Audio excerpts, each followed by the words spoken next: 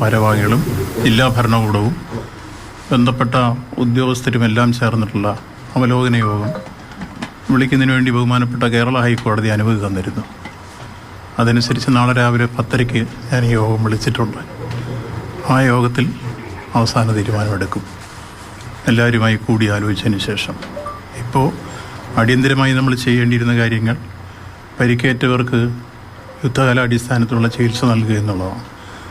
അത് ഗവൺമെൻറ് എല്ലാ അർത്ഥത്തിലും അതീവ ഗൗരവത്തോടുകൂടി ആ പ്രശ്നത്തെ കാണുകയും തൃശ്ശൂർ മെഡിക്കൽ കോളേജിലെ ഡോക്ടർമാരും കൂടാതെ കോട്ടയം, കോഴിക്കോട് തുടങ്ങിയ മെഡിക്കൽ കോളേജിലെ ഉൾപ്പെടെ ഡോക്ടർമാരെയും വരുത്തി ഏറ്റവും വിദഗ്ധ സംഘത്തിൻ്റെ ചികിത്സ പരിക്കേറ്റവർക്ക് ലഭ്യമാക്കിക്കൊണ്ടിരിക്കുന്ന സാഹചര്യമാണ് ഇപ്പം നിലവിലുള്ളത്. എല്ലാവർക്കും അറിയാവുന്ന പോലെ 10 പേരാണിപ്പോൾ ICUയിലുള്ളത്. അതിൽ 2-3 പേരുടെ നില ഗുരുതരമാണ്. 2 പേര് വെന്റിലേറ്ററിലാണ്. ഇപ്പോൾ നമുക്ക് ബോഡി കിട്ടിയത് ഇന്നലെ ഏതാണ്ട് 5 എണ്ണം പോസ്റ്റ്മോർട്ടം നടന്നിരുന്നു. 3 എണ്ണം കൊണ്ടുപോയി കഴിഞ്ഞു. 2 എണ്ണം ഇനിയും കൊണ്ടുപോകാനുണ്ട്. ബാക്കി അവശേഷിക്കുന്ന മൃതശരീരങ്ങളുടെ പാർട്സ് DNA ടെസ്റ്റ് നടത്തിയായിരിക്കും പോസ്റ്റ്മോർട്ടത്തിലേക്ക് കടക്കുക.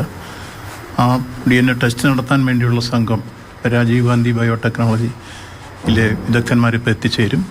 അതിനുശേഷം DNA ടെസ്റ്റ് നടക്കും. ഇപ്പോൾ സംഭവം നടന്ന സ്ഥലത്ത് പരിശോധന നടത്തിക്കൊണ്ടിരിക്കുമ്പോൾ ഒരു ഡെഡ് ബോഡിയുടെ അവശിഷ്ടങ്ങൾ കൂടി കിട്ടിയതായിട്ടാണ് ഏറ്റവും അവസാനം അറിയാൻ കഴിഞ്ഞിട്ടുള്ളത്. ഇന്നലെ ഒരുപക്ഷെ പല രൂപത്തിൽ നോക്കിയപ്പോഴും കാണാൻ കഴിയാതിരുന്നപ്പോൾ കിടാവർ ഡോഗ് വന്ന് ആ ഡോഗിൻ്റെ പരിശോധന കൂടെ നടന്നപ്പോഴാണ് ഇപ്പോൾ പാർട്സ് വീണ്ടും കിട്ടിയെന്നുള്ള മെസ്സേജ് ഇപ്പോൾ കിട്ടിയത്. അപ്പോൾ ഇന്നലെ കിട്ടിയതനുസരിച്ച് നമുക്ക് 7 പേരുടെ മൃതശരീരം മുഴുവനായും ബാക്കിയുള്ളത് പാർട്സായിട്ടുമാണ് കിട്ടിയിരുന്നത്. ഒരുപക്ഷെ എത്ര പേരുണ്ട് എന്നുള്ള അവസാനമായി ഇനിയും നമുക്ക് പറയണമെങ്കിൽ ഇന്നത്തെ പരിശോധന കൂടി കഴിയേണ്ട സ്ഥിതിയാണ് ഉള്ളതെന്നാണ് ഇന്ന് രാവിലത്തെ സ്ഥിതിഗതിയിൽ മനസ്സിലാക്കാൻ കഴിയുന്നത്. നാളെ യോഗം വിളിച്ചിട്ടുണ്ടല്ലോ 10:30. നാളെ 10:30 മീറ്റിംഗ്. അത് പ്രയോറിറ്റിക്കാൻ എല്ലാവരുടെയും അഭിപ്രായങ്ങൾ നമ്മൾ കേട്ടതിന് ശേഷം ആ കാര്യത്തിൽ ഇന്ന് ക്യാബിനറ്റ് ഞങ്ങൾ പൊതുവിൽ കൂടിയാലോചിക്കുന്ന വിഷയം ഉൾപ്പെടെ അവരുടെ മുമ്പിൽ അവതരിപ്പിച്ച്,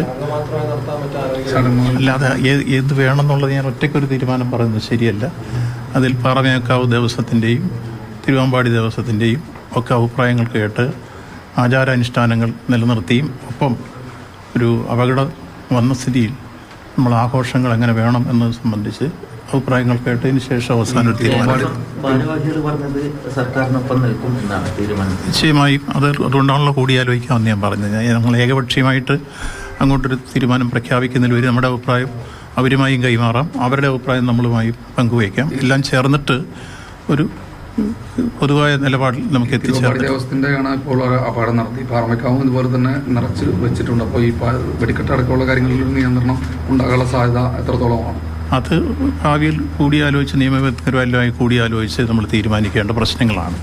മുമ്പ് പുറ്റിങ്ങൽ വെടിക്കെട്ടപകടം ഉണ്ടായപ്പോഴാണ് ചില നിയന്ത്രണങ്ങളെല്ലാം സംസ്ഥാന ഗവൺമെൻറ് ഈ പ്രശ്നത്തിൽ കൊണ്ടുവന്നിരുന്നു. കേന്ദ്ര ഗവൺമെൻറ് ചില പുതിയ നോട്ടിഫിക്കേഷൻ പുറത്തു കൊണ്ടുവന്നിരുന്നു. ഇതെല്ലാം നിൽക്കുകയും തൃശ്ശൂർ പൂരത്തെ സംബന്ധിച്ചോളം കഴിഞ്ഞ പ്രാവശ്യവും നമ്മൾ ഭംഗിയായി വിജയകരമായി ഈ പൂരത്തിന് വെടിക്കെട്ട് നടന്നിരുന്നു. പണ്ടും തൃശ്ശൂരിൽ ഇതുപോലൊരു സംഭവം ഉണ്ടായത് നമുക്കെല്ലാം അറിയാം. അപ്പോൾ ഇത്തരം കാര്യങ്ങൾ അതീവ സുരക്ഷതയോടുകൂടി ചെയ്യേണ്ട കാര്യങ്ങളാണെന്നുള്ള കാര്യത്തിൽ സംശയമില്ല. അതുകൊണ്ട് തന്നെ ഇനി ഭാവിയിൽ ഇത്തരം ഒരു ദുരന്തം ഉണ്ടാവാതിരിക്കാൻ എന്ത് വേണമോ അതെല്ലാവരുമായി കൂടി ആലോചിച്ച് നിയമവിദഗ്ധരും ഒക്കെയായി കൂടി ആലോചിച്ചതിന് ശേഷം അത് സർക്കാർ കൊടുക്കും. പക്ഷേ ഇപ്പോൾ ഞങ്ങൾ കയറി പ്രഖ്യാപിക്കാത്തത് എന്താണെന്ന് വെച്ച് കഴിഞ്ഞാൽ തെരഞ്ഞെടുപ്പിൻ്റെ പെരുമാറ്റച്ചട്ടം നിൽക്കുകയാണ്. ഇലക്ഷൻ കമ്മീഷൻ്റെ പെർമിഷൻ എടുത്തുകൊണ്ട് മാത്രമേ അത്തരം കാര്യങ്ങൾ ചെയ്യാനാവൂ. അതുകൊണ്ട് തന്നെ അത് ഏകപക്ഷീയമായിട്ട് ദിവസം പ്രഖ്യാപിക്കുകയല്ല വേണ്ടത്, ക്യാബിനറ്റ് കൂടി ആലോചിച്ചാണ് അത് പ്രഖ്യാപിക്കേണ്ടത്. ഇന്ന് സ്പെഷ്യൽ ക്യാബിനറ്റിന് പെർമിഷൻ എടുത്ത് രാവിലെ 10 മണിക്ക് ഓൺലൈനായി ചേരുന്നുണ്ട്.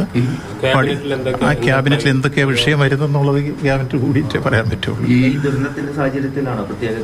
അതെ, ഈ ദുരന്തത്തിൻ്റെ പശ്ചാത്തലത്തിലാണ് സ്പെഷ്യൽ ക്യാബിനറ്റ് അടിയന്തരമായി ചേർന്നിട്ടുള്ളത്. ഒന്ന്, ഏറ്റവും അടിയന്തരമായി പരിക്കേറ്റവരെ സംരക്ഷിക്കാൻ എന്തെല്ലാം ചെയ്യണമോ എന്ന് ബഹുമാനപ്പെട്ട മുഖ്യമന്ത്രി ഇന്നലെ തന്നെ ആവശ്യമായ നിർദ്ദേശങ്ങൾ ഞങ്ങൾക്കെല്ലാം തന്നിരുന്നു.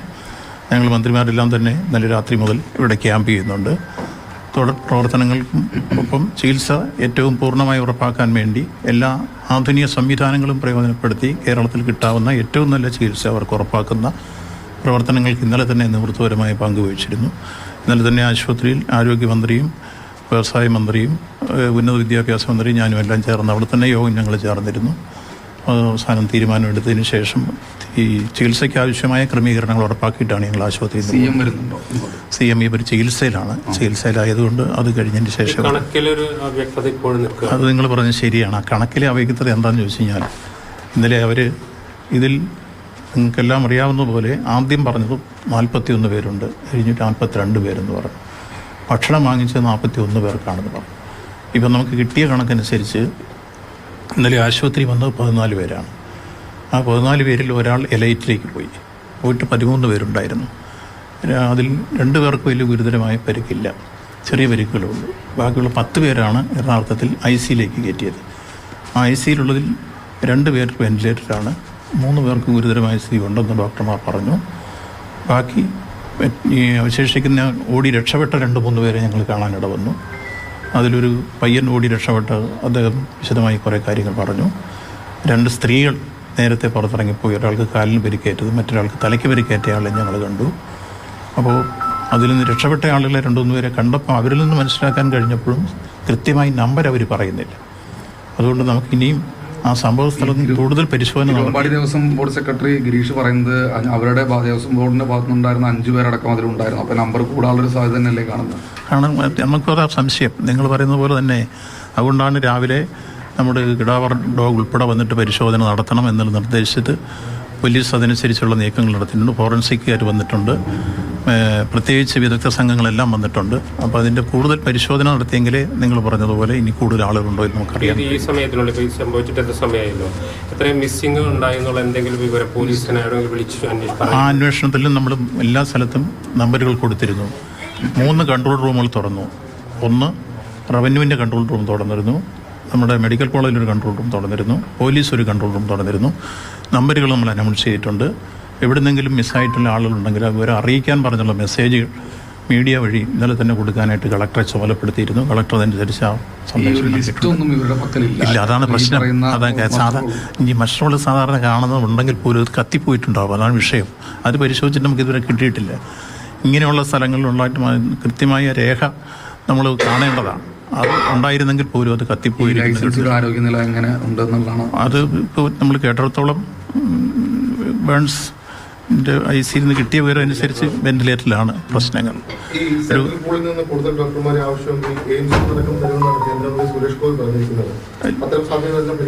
ഒരു ഏത് തരത്തിലുള്ള ആവശ്യം വന്നാലും അതെല്ലാം പരിഗണിക്കും. ഇപ്പോൾ എന്തായിരുന്നാലും കേരളത്തിലെ പൊതുജനാരോഗ്യ സംരക്ഷണത്തിൻ്റെ ഉന്നതമായ നിലവാരം നമുക്കൊരു പക്ഷേ രാജ്യത്തിനും ലോകത്തിനും മാതൃകയായിട്ടുള്ള നല്ല ട്രീറ്റ്മെൻറ്റ് നടക്കുന്ന സ്ഥലമാണ്. അതിനുള്ള എല്ലാ വിദഗ്ധ ടീമിനെ ഇന്നലെ തന്നെ വരുത്തി കഴിഞ്ഞു. ഫോറൻസിക് സർജന്മാരുടെ സാന്നിധ്യമുണ്ട്, പ്ലാസ്റ്റിക് സർജന്മാരുണ്ട്, സർജറിക്കാരുണ്ട്, അതോടൊപ്പം മെഡിസിൻകാർ, എല്ലാ ഡിപ്പാർട്ട്മെൻറ്റിൻ്റെയും ഉന്നതന്മാരെ Kozhikode medical college, Kottayam medical college, Ernakulam medical college ഇവിടെ നിന്നെല്ലാം ഇന്നലെ തന്നെ വരുത്തിയിരുന്നു. രാത്രി തന്നെ അവർ വന്നു ചേർന്നിരുന്നു. ഇവരെല്ലാം ചേർന്നുള്ള വിദഗ്ധ സംഘം ആശുപത്രിയിൽ ചികിത്സയിൽ കഴിയുന്നവർ ഇപ്പോൾ പരിശോധിച്ചുകൊണ്ടിരിക്കുകയും വേണ്ട ട്രീറ്റ്മെൻറ്റ് ഉറപ്പാക്കുകയും ചെയ്തു കഴിഞ്ഞിട്ടുണ്ട്. ഗവൺമെൻറ്റേതായിരുന്നാലും ഈ കാര്യത്തിൽ യുദ്ധകാല അടിസ്ഥാനത്തിൽ ഇന്ന് ഇവരെ സംരക്ഷിക്കാൻ എന്തെല്ലാം ചെയ്യാൻ കഴിയുമോ അത് ചെയ്യുന്നതാണ് പ്രാഥമികമായി നമ്മുടെ ഉത്തരവാദിത്തം.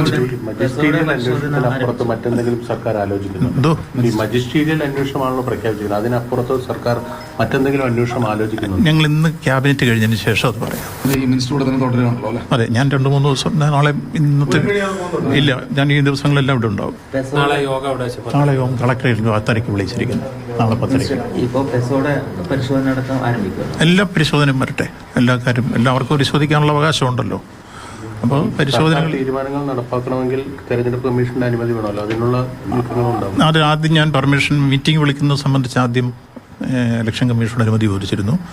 അപ്പോൾ ആദ്യം അനുവദിച്ചിരുന്നില്ല. അപ്പോൾ ഞാൻ ബഹുമാനപ്പെട്ട കേരള ഹൈക്കോടതി മുമ്പാകെ സുപ്രീം കോടതിയുടെ വിധി ഉദ്ധരിച്ചുകൊണ്ട് തന്നെ സാധാരണ നടക്കാറുള്ള ഫെസ്റ്റിവലൊക്കെ അനുവദിക്കുന്നതിനും അതിൻ്റെ പ്രവർത്തനങ്ങൾ സംഘടിപ്പിക്കാൻ നമുക്ക് നിയമപരമായ അവകാശമുണ്ടെന്നുള്ള കോടതി വിധി ചൂണ്ടിക്കാണിച്ച് ബഹുമാനപ്പെട്ട ഹൈക്കോടതിയെ സമീപിച്ചപ്പോൾ ഹൈക്കോടതി നമുക്ക് അനുമതി തന്നു.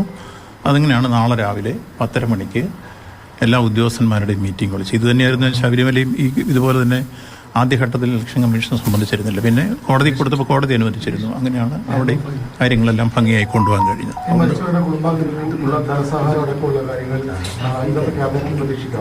അല്ല, ഇന്നത്തെ ക്യാബിനറ്റ് കൂടിയതിന് ശേഷം ഞാനത് പറയാം. കാരണം ഇലക്ഷൻ കമ്മീഷന്റെ അനുമതിയോട് കൂടിയേ അത് ചെയ്യാൻ കഴിയും. നിങ്ങൾക്കെല്ലാം അറിയാതെ. ഓക്കെ.